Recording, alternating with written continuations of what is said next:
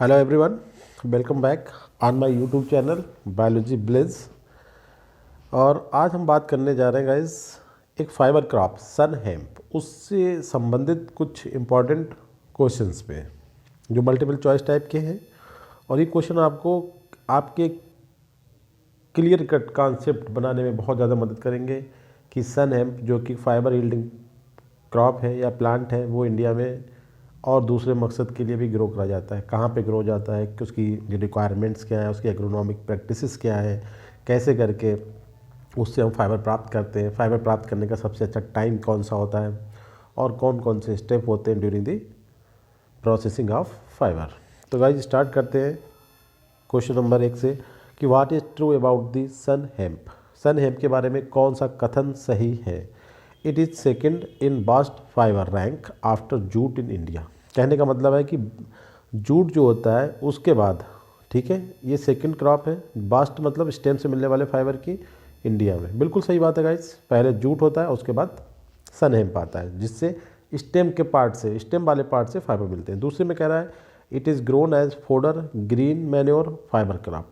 देखिए फाइबर के अलावा फर्टिलाइज, ग्रीन मैन्योर का मतलब होता है कि ऐसे कुछ प्लांट होते हैं जो हमारी क्रॉप्स को, हमारे फील्ड को नाइट्रोजन प्रोवाइड करते हैं। जैसे लेग्यूमिनस क्रॉप्स होती है, तो ये also leguminous crops leguminosae family को बिलोंग करता है, मैंने थ्योरी के लेक्चर में आपको बताया है।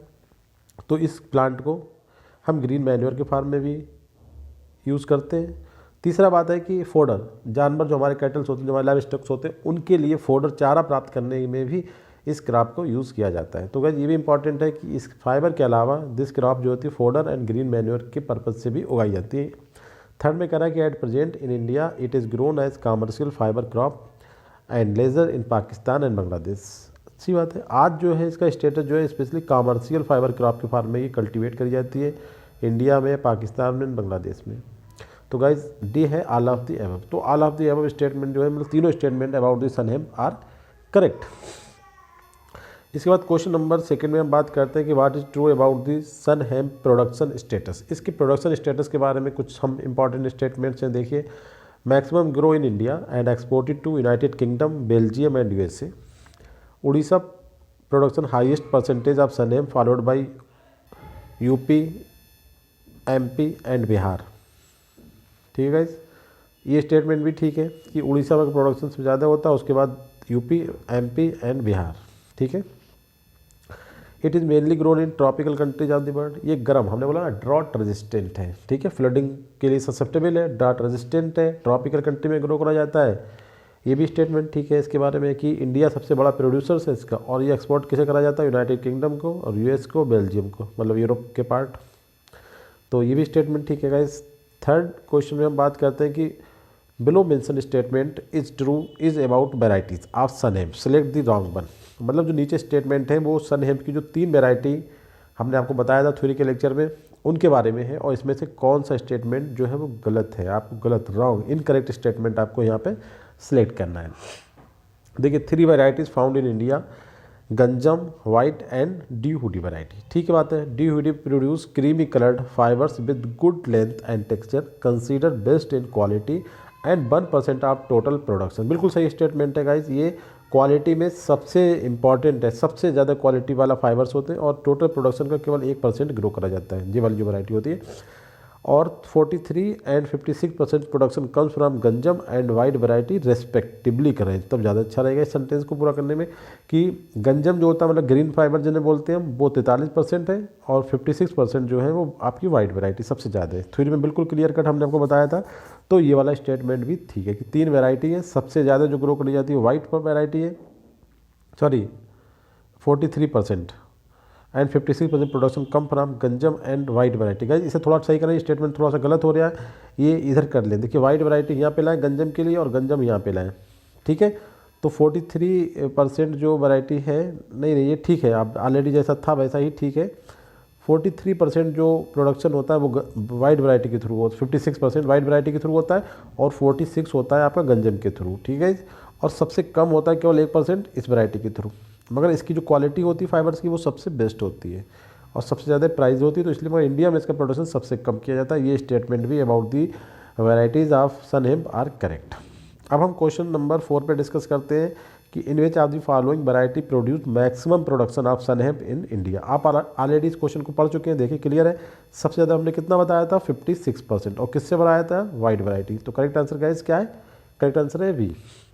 इसके बाद हम बात करते हैं कि best quality and least production, ये भी आप लोग ऑलरेडी स्टडी कर चुके हो। सबसे प्रोडक्शन में कम और क्वालिटी में सबसे ज़्यादा, तो ये कौन सी वैरायटी गाइस, डिग हुडी वैरायटी जो होती है, तो सबसे मिनिमम मतलब ओनली 1% कल्टीवेट करी जाती है इंडिया में, और सबसे बेस्ट क्वालिटी के फाइबर्स ये प्रोड्यूस करती है। तो करेक्ट आंसर आपका ए। इसके बाद क्वेश्चन नंबर 6 पे हम बात करेंगे कि strong and valuable sunn fibres obtained from which variety of sunn. अब आया एक अलग point, strong and valuable fibres, सबसे ज़्यादा स्ट्रॉन्ग। तो हमने बताया ये क्वालिटी किसकी है, ग्रीन की है क्वालिटी, ठीक है, गंजम की, कि इसके जो फाइबर्स होते हैं वो स्ट्रांग होते हैं और वैल्यूएबल भी होते हैं। वैल्यूएबल सबसे ज़्यादा नहीं, मगर वैल्यूएबल है, स्ट्रांग है मगर, ठीक है, ये वाली पॉइंट है गंजम वैरायटी के लिए। इसके बाद है what is true about this sun hemp. फिर से सन हेम्प के बारे में कुछ बातें हैं। देखिए इसका जो प्लांट होता है वो टाल होता है, इरेक्ट मतलब सीधा होता है, एनुअल 1 साल में अपनी पूरी लाइफ साइकिल कंप्लीट कर लेता है, और उसकी जो हाइट होती है वो 1 से 3 मीटर होती है। स्ट्रॉन्ग टैप रूट सिस्टम होता है गाइस, बिल्कुल सही बात है, क्योंकि फैबेसी जो है डाइकाट फैमिली है, और डाइकाट लेग्यूमिनस प्लांट जो होते हैं वो डाइकाट में आते हैं, और उनके डाइकाट में रूट सिस्टम कैसा होता है आपका, टैप रूट सिस्टम होता है, बिल्कुल सही बात है। इसमें अब लेग्यूमिनस प्लांट में नोडुल्स भी पाए जाते हैं, तो nodules freely produced and much branched and lobed, ये बिल्कुल इंपॉर्टेंट बात है। लीव्स आपको ध्यान रखना पड़ेंगे, आपको मैंने फिगर दिखाया था अपने थ्योरी के लेक्चर में, लैंसुलेट होती है, अरेंजमेंट कैसा होता है, अल्टरनेट होता है, और जो इन्फ्लोरेसेंस होता है वो एक्सिलरी रेसिम होता है, मतलब टॉप पे भी फ्लावर्स होता है, ऊपर से निकलना शुरू होते हैं फ्लावर्स, नीचे की तरफ मूव करते हैं, बेसिपिटल मूवमेंट इसे बोला जाता है। तो ये स्टेटमेंट भी about this sun hemp are correct guys, तो सभी बातें ठीक है ये। इसके बाद इसके एप्लीकेशन के बारे में क्वेश्चन करते हैं कि सन हेम्प जो है उस used,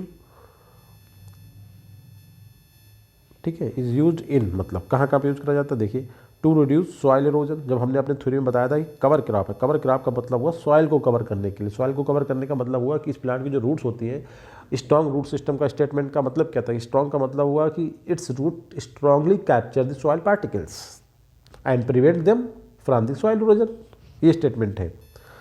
as green manure for production of biodiesel, इससे कहीं ना कहीं बायोडीजल का भी वो है। तीसरे में करा it is used as cover crop to improve soil particles, reduce soil erosion and conserve soil water, सही बात है, ये इंपॉर्टेंट भी, सॉइल वाटर कंजर्व, क्योंकि ड्रॉट रेजिस्टेंट है, सॉइल वाटर को कंजर्व करता है।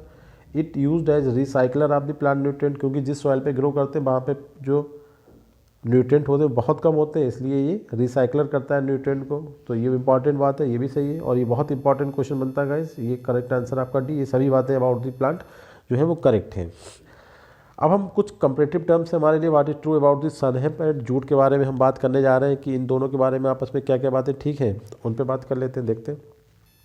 What is true about this sun hemp and jute. देखिए jute is the first and hemp is the second rank bast fibre, बिल्कुल सही बात है। जूट नंबर 1 पे आता है और जो सन हेम्प है वो नंबर 2 पे आती है।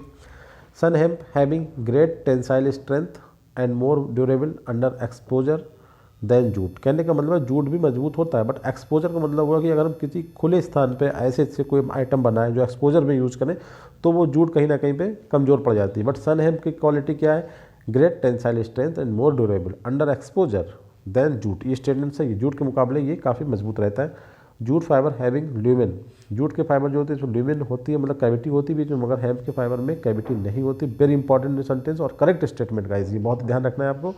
तो ये भी स्टेटमेंट सही है, जितने भी स्टेटमेंट है इनके कंपेरिजन के बारे में, jute and hemp are correct, D answer correct है।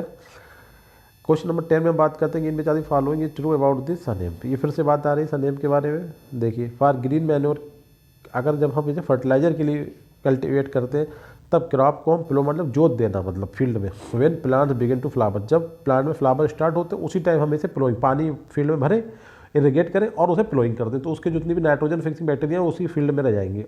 अच्छा फ्लावरिंग जब स्टार्ट होती तभी हम ऐसा क्यों करें, इसके पीछे जो कॉन्सेप्ट है थ्योरी वो ये है कि जब फ्लावरिंग होती है तो उस टाइम जो प्लांट की पूरी मशीनरी जो है अपनी पूरी energy towards the flower production के लिए मतलब इस्तेमाल कर देती है। तो नोड्यूल का जो डेवलपमेंट होता है वो उस टाइम उसके बाद नहीं होता है, मतलब up to flower start to develop, उस स्टेज तक जो नोड्यूल्स होती है वो कम्प्लीटली डेवलप हो चुकी होती हैं। और जब हम क्रॉप को ग्रीन मैन्योर के पॉइंट ऑफ उस पर्सपेक्टिव से डेवलप करते हैं, ठीक है, तो फ्लावर स्टार्ट होने लगने से पहले ही उसे हम प्लोइंग कर देना चाहिए, क्योंकि उसके बाद अब नोड्यूल डेवलपमेंट नहीं होगा। मतलब हमारे जिस काम के लिए, जिस मकसद के लिए हमने इस क्रॉप को ग्रो करा था फ्लावर स्टार्ट होते ही वो मकसद हमारा पूरा हो गया, मतलब अब उसमें कोई ग्रोथ होने वाली है नहीं, तो हमें क्यों अपने फील्ड को अधिकतर टाइम उस क्लाप को अपने फील्ड में रखें, उससे पहले हम उसे प्लोइंग कर दें। ठीक है। और जब हम फाइबर प्रोडक्शन की बात करते हैं तो पुल्ड का मतलब होता है उखाड़ लेना, तो उसमें फ्लावर बनने के बाद जो पोट का फॉर्मेशन होता है, मतलब फ्रूटिंग स्टार्ट होती है, उस टाइम हमें प्लांट को पुल्ड करना चाहिए, मतलब हार्वेस्ट करना चाहिए, जिससे हम एक अच्छी क्वालिटी के और ज़्यादा अमाउंट में फाइबर यील्ड करने के लिए ये बिल्कुल सही टाइम है। कब? जब पोट फॉर्मेशन स्टार्ट होता है। तो इसमें जो दोनों स्टेटमेंट है वो सही है गाइस, तो करेक्ट आंसर आपका होता है सी। क्वेश्चन नंबर 11 में हम बात करते हैं कि which is true about the cultural practices of sunn है। कल्चरल प्रैक्टिस मतलब होता है कि किस तरीके से हम इन्हें ग्रो करते हैं, सोइंग के टाइम हम फील्ड में क्या क्या तैयारी करते हैं, उनके बारे में बात कर रहे हैं।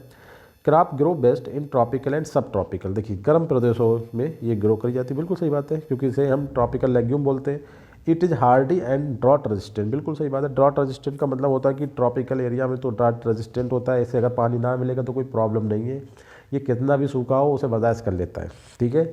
इट नीड्स मॉडरेट का मतलब होता है कि average but well distributed rainfall at, बहुत कम वैल्यू है ये रेनफॉल की, 50 to 75 centimetre during the growing phase, वो भी ग्रोइंग फेज में इस रेन की अगर बारिश उसे मिल जाए तो काफ़ी सुटेबल है उसके लिए। तो ये भी इंपॉर्टेंट है। All of the above statement about the cultural practices of sun hemp required for the development of the plant are correct. तो ये जितने भी स्टेटमेंट है अबाउट द सन हेम्प तो सही है, तो करेक्ट आंसर डी होता है। क्वेश्चन नंबर 12 में हम बात करेंगे what is true about the sun hemp. फिर से सन हेम्प के बारे में बात करते हैं। All vegetative parts covered with short downy hair, छोटे छोटे से हेयर्स होते हैं। वेजिटेटिव पार्ट और दोज पार्ट मतलब अदर देन फ्लावरिंग, मतलब पार्ट्स बीरिंग फ्लावर, वो प्लांट जिन पे वो पार्ट्स प्लांट की जिन पे फ्लावरिंग या फ्रूटिंग टाइप की एक्टिविटीज़ ना होती हैं वो वेजिटेटिव पार्ट कहलाते हैं, और दूसरे पार्ट होते हैं वो रिप्रोडक्टिव जिनमें फ्लावर आते हैं। ये बात सही कह, तो कह रहा है वेजिटेटिव पार्ट जो होते हैं वो कहीं ना कहीं डाउनी छोटे छोटे हेयर्स उनके ऊपर होते हैं, सही बात है। On maturity seeds produce rattling sound. देखिए आपने देखा होगा जब आप कभी चने की जो दाल होती है या चने की जब आपने कभी पोट देखी, जो मटर लाते हैं आजकल चल रही मटर में, आपने देखा हो जब ये बिल्कुल ड्राई हो जाती है, मतलब हार्वेस्ट करते हैं, अभी तो हम वेजिटेटिव मतलब इसकी हम मतलब अनमैच्योर्ड स्टेज पे हम इसे यूज़ कर रहे हैं। ठीक है। जब ये बिल्कुल अपनी हार्वेस्टिंग कंडीशन में हो जाती है, जब इसमें चने की दाल बनती है, उस टाइम अगर हम देखें तो इसका जो सीड्स होता है अंदर वो सूख के थोड़ा उस अपनी फली के अंदर मतलब एक मूवमेंट करता है, मूवमेंट से एक आवाज़ होती है जिसे हम बोलते हैं रैटलिंग साउंड। ठीक है। तो ये बात भी स्टेटमेंट है, मैच्योरिटी भी साउंड क्रिएट हो जाती है। फ्रूटिंग इज हेरी पोड, फ्रूटिंग का मतलब है यहाँ पे हेरी पोड बनती है जिसके अंदर kidney shaped dark grey to black colour के सीड्स होते हैं। ठीक है। ये स्टेटमेंट भी ठीक है, तो all of the above is correct here. अब क्वेश्चन नंबर हम 13 में बात करते हैं कि what is true about the cultural practices of sun hemp regard the when it is sown for fibre production purpose. देखिए एक इंपॉर्टेंट बात, कल्चरल प्रोडक्शन पर हमने ऑलरेडी बात कर लिया है, कल्चरल प्रोडक्ट, बट यहाँ पे कह रहा है कि आप जब क्रॉप को ग्रो कर रहे हैं फाइबर प्रोडक्शन के पॉइंट ऑफ व्यू से, उस टाइम जो कल्चरल प्रैक्टिसेस हैं उनके बारे में कुछ स्टेटमेंट्स हैं, उसमें आपको बताना है कि सही है या गलत है। सोन थिकली का मतलब होता है बहुत पास हम फील्ड में ग्रो करते हैं इन्हें। थिनी होता तो इसका मतलब हुआ कि दूर ग्रो करते हैं। थिकली ग्रोन करने का मतलब ये हुआ है सोन बुआई करने का कि जब प्लांट पास होंगे तो इसमें ब्रांचिंग के चांसेस कम होंगे, और ब्रांचेस के चांसेस कम होना ही हमारे लिए फाइबर प्रोड्यूस करने के पर्सपेक्टिव से पॉइंट ऑफ व्यू से बेहतर माना जाता है, गुड माना जाता है। तो इसकी जो सोइंग होती है, जो बुआई होती है, बहुत पास होती है, मतलब थिकली होती है। कहाँ पे? वेल प्रिपेयर्ड सॉइल, मतलब फील्ड को अच्छे से तैयार करने के बाद बहुत पास इसके सीड लगा दी जाते हैं, जिससे कि जो प्लांट डेवलप होते हैं उनमें ब्रांचिंग नहीं होती है, एक लॉन्ग स्टेज तक जाके प्लांट बिल्कुल स्ट्रेट रहता है, तो जो फाइबर्स बनते हैं वो बहुत अच्छी क्वालिटी के बनते हैं। दूसरे पॉइंट क्या कि no cultural practices required after sowing, कह रहा है कि बुआने के बाद, बुआई करने के बाद फिर हमें कोई भी ज़रूरत नहीं है कोई भी एक्टिविटी करने की फील्ड में। ठीक है। तीसरी बात कह रहा है कि cut the pod formation stage, और जब हम फाइबर प्रोडक्शन के लिए करते हैं तो इन्हें प्लांट को कब कट करते हैं? पोड फॉर्मेशन स्टेज, जो कब आती है? 3 से 3.5 महीने के बाद आती है, डेज आफ्टर सोइंग। DAS का मतलब हुआ डेज आफ्टर सोइंग, बुआई करने के 3 या 3 से 3.5 महीने के बाद, मतलब 90 दिन या 90 से 110 105 दिन के बाद ये स्टेज आ जाती है कि हम सन हेम्प में पोड का फॉर्मेशन फ्रूटिंग स्टार्ट हो जाती है। उसी टाइम हमें इन्हें कट कर लेना चाहिए, तो हम इनसे अच्छे क्वालिटी के फाइबर ऑब्टेन कर सकते हैं गाइस। तो ये स्टेटमेंट भी ठीक है। अब हम बात करते हैं क्वेश्चन नंबर 14 में कि in which are the following is incorrect about the sun hemp. इसमें से कौन सा स्टेटमेंट जो है वो गलत है अबाउट द सन हेम्प के बारे में गाइस। ठीक है। तो एवरेज यील्ड 8% है। टोटल ड्राई स्टेम जो हम हार्वेस्टिंग के लिए लाते हैं उन्हें सुखाते हैं, तो उसमें से अगर हमने 100 kg डाला तो उसमें से हमें 8 किलो फाइबर मिल जाएगा, ये बात कहना चाह रहा है। Fibre extraction process is similar to jute, ये बात भी सही है। Dried fibres twisted and folded into hank bundles before marketing, ये बात भी ठीक है, सभी स्टेटमेंट ठीक है, तो ये इनकरेक्ट नहीं, इसे करें करेक्ट। क्वेश्चन बनना है कि इनमें following is correct about the sunn hemp, तो जितने स्टेटमेंट है वो ठीक है कि जो यील्ड की जो एवरेज वो है वो 8% है, और इसकी जो एक्सट्रैक्शन प्रोसेस है मतलब क्रॉप से फाइबर प्राप्त करने की जो मैथडोलॉजी है, जो पूरी प्रोसेस है वो जूट की तरह होती है, वैसी करते हैं। और ड्राइड फाइबर जो होते हैं वो ट्विस्टेड एक दूसरे के साथ अपने इस तरीके से ट्विस्ट कर जाएंगे और फोल्डेड हो जाएंगे गट्ठों में। उन गट्ठों बंडल को क्या बोलेंगे, हंक बोलेंगे, HANKS, बिफोर मार्केटिंग, उसके बाद हम इन्हें मार्केट में ले जाएंगे, ठीक है, मार्केटिंग मतलब बेच देंगे, इससे हमें क्या होगा, मनी प्राप्त हो जाएगी, है कैश प्राप्त हो जाएगा। इसके बाद क्वेश्चन नंबर 15 में बोला कि इनमें चाहते फॉलोइंग इनकरेक्ट अबाउट द सनएम, ठीक है। इनकरेक्ट क्या है, इनकरेक्ट का मतलब हुआ कि फाइबर प्रोवाइड करता है, फोडर प्रोवाइड करता है, ग्रीन मैन्योर प्रोवाइड करता है, सॉफ्ट ड्रिंक प्रोवाइड करता है। भैया सॉफ्ट ड्रिंक प्रोवाइड नहीं करता गाइस, ये करेक्ट आंसर है इनकरेक्ट में, ठीक है। सॉफ्ट ड्रिंक प्रोवाइड नहीं करता, फाइबर करता है, फोडर करता है, ग्रीन मैन्योर मतलब फर्टिलाइजर करता है, ठीक है। करेक्ट आंसर है यहाँ पे डी, कोई भी सॉफ्ट ड्रिंक नहीं मिलती इससे। क्वेश्चन नंबर 16 में देखते हैं कि which what statement is true about the fibre obtained from the sunn hemp, sunn hemp से जो फाइबर प्रोवाइड होते हैं उनके बारे में कुछ बातें देखिए। कह रहा है बास्ट फाइबर है, हाँ ठीक है, ग्रेट टेंसाइल स्ट्रेंथ, ठीक है, मोर ड्यूरेबल अंडर एक्सपोजर, एक्सपोजर मतलब कि इन्वायरमेंटल कंडीशन में ओपन अगर हम इसे डाल दें तब भी इसकी जो ड्यूरेबिलिटी है, मतलब जो इसकी एज है, मतलब जो इनके टाइम है कि जब कब तक ख़राब नहीं होगा, वो काफ़ी लंबी होती है, ठीक है। तो ऑल ऑफ दी अबव, ये बात सही है। क्वेश्चन नंबर हम 17 में बात करते हैं कि what statement is true about the fibre from sunn hemp, सही सेम क्वेश्चन है बिल्कुल ऊपर वाला कि जो फाइबर होते हैं वो लस्टरस होते हैं, रेजिस्टेंट टू माइक्रो ऑर्गेनिज्म, बिल्कुल सही, resistant to moisture, all of the, ये बात भी सही है भाई, क्योंकि ये ड्रॉट रेजिस्टेंट फाइबर होते हैं, मतलब ड्रॉट रेजिस्टेंट प्लांट है तो उससे जो फाइबर मिलते हैं बिल्कुल स्ट्रांग होते हैं, तो वो माइक्रो ऑर्गेनिज्म से कोई भी मतलब उन पर प्रॉब्लम नहीं है, ना ही उन पर कोई मॉइस्चर मतलब पानी उनी से मतलब सड़ जाए उनसे, ऐसा भी कोई मतलब नहीं है। और लस्टर मतलब चमकदार होते हैं, उनके अंदर ग्लस्चर होती है, तो बिल्कुल सही बात है गाइस, ये तीनों स्टेटमेंट ठीक है। क्वेश्चन नंबर 18 में हम बात करते हैं what statement is true about the fibre obtained from, फिर सेम क्वेश्चन है, देखिए ये इन्फॉर्मेशन है आपके लिए। Individual fibre is cylindrical with surface striation and cross marking, एक इंडिविजुअल फाइबर जो कैसा होता है वो सिलेंड्रिकल होता है और सरफेस पे उसकी कुछ मार्किंग्स होती है, बिल्कुल सही। सेल के जो एंड्स होते हैं वो इरेगुलर, थिकेंड, ब्लेंटेड मतलब मुगदर type, without a lumen, lumen नहीं होती, ये इंपॉर्टेंट बात है, बहुत ही इंपॉर्टेंट बात है कि जो सनएम के फाइबर होते हैं उसमें ल्यूमेन नहीं होती है। ये relatively thick layer of lignin, lignin होता है, तभी तो ये मतलब काफ़ी काम के होते हैं। Around such individual fibre cell, ठीक है, इंडिविजुअल फाइबर सेल के लिग्निन की एक मोटी सी परत होती है। और कंपोज सेलुलोज कितना परसेंट होता है, 80% इसमें सेलुलोज होता है, ये बात भी सही है, तो ऑल ऑफ द अबव, ठीक है, ये स्टेटमेंट है करेक्ट। उसके बाद आता है कि क्रॉस सेक्शन में, ये क्वेश्चन मैंने सभी टाइप के फाइबर में आपको बताया कि क्रॉस सेक्शन में जो सनएम के फाइबर होते हैं वो लुक लाइक कैसे दिखते हैं, समबाट ओवल, सर्कुलर, स्पेरिकल, किस तरीके के दिखते हैं गाइस, तो ये दिखते हैं आपके ओवल, अंडा टाइप दिखते हैं। क्वेश्चन नंबर 20 में बात करते हैं कि in which of the following fiber type is responsible for cordage, cordage का मतलब होता है गाइस मोटे मोटे जो रस्से बनते हैं उनके तरह, ठीक है, इस तरीके से उनके लिए जो स्पेशली कॉर्डेज देखिए हर तरीके के फाइबर से बनता है, मगर जो होता है ना स्पेशली रिस्पॉन्सिबल जो फाइबर होता है वो आपके सनएम के फाइबर होते हैं गाइस, आप ध्यान रखना है इसे। वैसे तो फाइबर सबसे कॉर्डेज स्पेशली कॉर्डेज फाइबर है सनएम। क्वेश्चन नंबर 21 में बात करते हैं what is true about the application of sunn hemp, अब यहाँ पे इसकी यूजेस के बारे में बात कर रहे हैं। It is essentially cordage fibre, ये स्टेटमेंट ध्यान रखें, इसेंशियली कॉर्डेज फाइबर है, use in manufacture of marine cordage, आप देखा होगा मैरीन कॉर्डेज भी मतलब समुद्र में यूज करने वाली जो रस्सियाँ होती हैं उनके बनाने में। It is applicable for information of soil sail cloth, ये सेल क्लॉथ के बारे में देखें, ठीक है, मैंने आपको पूरा बताया सेल क्लॉथ क्या होती है थ्योरी के लेक्चर में। Used in ship building, employed in closing the steam, एक दी पार्ट होता है पानी वाले जहाज होते हैं शिप बिल्डिंग, उसमें इसे भरा जाता है अंदर उसके, ऑल ऑफ दी अबव, तो ये सभी स्टेटमेंट ठीक है। इसके बाद क्वेश्चन कर रहा है कि सनएम फाइबर इज यूज्ड, सेम भाई क्वेश्चन है मगर दूसरे तरीके से पूछा है यहाँ पे।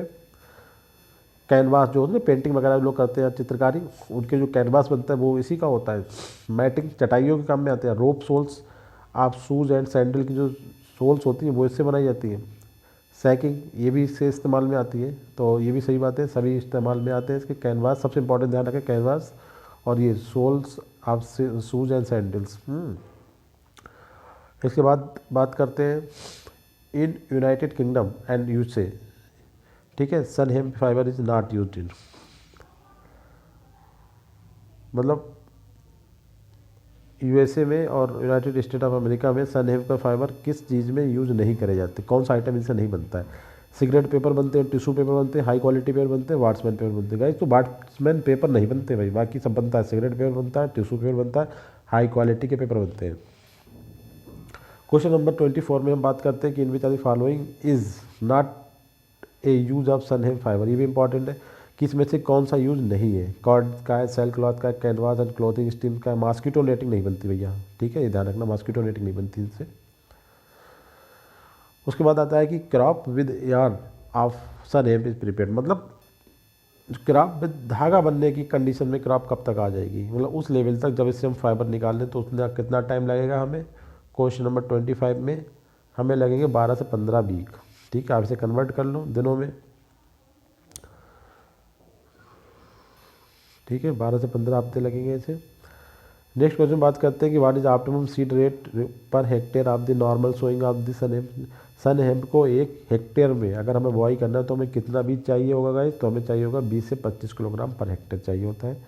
What is the family of sun hemp, a bast fibre yielding crop. Sunn hemp की फैमिली कौन सी गाइस, ये बहुत ही सिंपल सा क्वेश्चन है, फेबेसी लेग्यूमिनस फैमिली है। इसका 28 में बात करते हैं कि what is the botanical name of sun hemp, क्या है, क्रोटेलरिया जुल्सिया बॉटनिकल नेम होता है गाइस। इसके बाद बात करते हैं in which are the following is not a common name of the sun hemp. Very important question कि किस नाम से पुकारते हैं मैक्सिमम, एक नाम इसमें कॉमन नहीं है। सन हेम्प के लिए जो इस्तेमाल किया जाता है वो कौन सा नाम है, देखिए पिलवीत हेम्प, सही बात है, पिलवीत एक उत्तर प्रदेश का डिस्ट्रिक्ट है। उसके बाद ट्रैवनकोर फ्लैक्स एक सिटी होता है साउथ इंडिया में, ट्रैवनकोर। मद्रास हेम्प भी से बोलते हैं, मगर चाइना ग्रास ऐसा नहीं बोलते भाई बाबू, चाइना ग्रास बोला जाता है रेमी फाइबर, सबसे लॉन्गेस्ट फाइबर है that obtain from the higher plant. उसमें एक प्लांट होता है रेमी फाइबर, ठीक है, रिया टाइप का नाम होता है, हम उसे आपको स्टडी कराएंगे, उसे हम चाइना ग्रास कहते हैं। रेमी या सन हेम्प को हम चाइना ग्रास नहीं बोलते गाइस, तो यहाँ पे चाइना ग्रास है वो कॉमन नेम नहीं है। क्वेश्चन नंबर 30 में in which are the following is not a function of sun hemp.